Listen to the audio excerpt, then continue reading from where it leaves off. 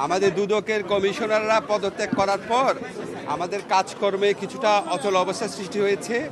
এই অচল অবস্থা দূর করার জন্য অবিলম্বে দুদকে বর্তমান আইনে নতুন কমিশনারদের নিয়োগ দেওয়ার চিন্তা আমাদের সরকারের কারো মধ্যে রয়েছে, চিন্তা রয়েছে।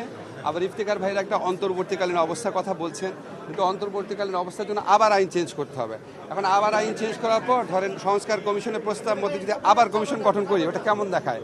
ধরেন অন্তর্বর্তীকালীন ব্যবস্থা হিসাবে 3 মাস 6 মাসের জন্য নতুন কমিশনার নিয়োগ দিলাম, এখন ওনাদের প্রস্তাবিত আইন অনুযায়ী আবার ওনাদেরকে বাদ দিয়ে আবার নিয়ে দিলাম।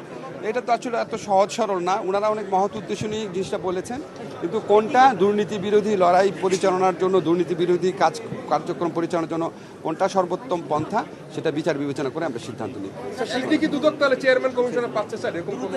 আমি তো বললাম যে ওগুলি চিন্তা ভাবনা করে দ্রুতই সিদ্ধান্ত নেওয়া হবে। হ্যাঁ,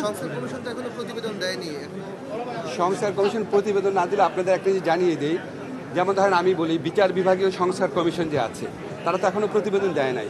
কিন্তু আমি যখন তাদের সাথে দেখা করে বললাম, দেখেন উচ্চ আদালতে বিচারক নিয়োগের জন্য আমরা তো একটা আইন হোক, আপনারা কি আমাদের আইনটা কি করে দিতে পারেন কিনা, তখন ওনারা ওই কমিশনের রিপোর্ট ছাড়াই আমাদেরকে আইনটা করে দিয়েছে। ওনারাই করে দিয়েছে। আবার আমাদের মাননীয় চিফ জাস্টিস উনিও একটা আইন করে দিয়েছে। তো দুইটা অবলম্বনে আমরা একটা আইন করছি। যে সমস্ত জিনিস ধরেন এখনই আমরা বিভিন্ন কমিশনের হেল্প নিয়ে যে সমস্ত কাজ আমরা এখনই করে ফেলতে পারি, সেগুলি আমরা করে ফেলবো। আমরা ওয়েট করবো না, আমাদের তো খুব বেশি সময় নাই। পরে অচল হয়ে গেছে স্যার। দুদকের ব্যাপারটা ভাই আমি আপনাকে বলি, দুদকের ব্যাপারটা আমি দেখছি না। হ্যাঁ, এখন আমাদের সরকারের তো গোপনীয়তার নীতি আছে। যেই উপদেষ্টা দিচ্ছে ওনার নাম আমি বলতে অ্যালাউড না এখানে। আমি দেখছি না, বা যারা দেখছে বা যিনি দেখছেন ওনারা এই ব্যাপারে মানে খুব কনসিয়াস আছেন। দুদককে অচল রাখা যাবে না। এত বড় বড় দুর্নীতি হয়েছে, দুদককে অবশ্যই সচল করতে হবে। তবে আপনাকে একটা জিনিস জানিয়ে দিই, আপনারা কিন্তু এই সাংবাদিক হিসেবে খোঁজটা রেখেন যে আপনার যে সাবেক যে কমিশনাররা ছিল, ওনারা কিন্তু পদত্যাগের আগে বেশ কিছু তদন্ত কাজ শুরুর অনুমোদন দিয়ে গেছেন, প্রায় শতাধিক।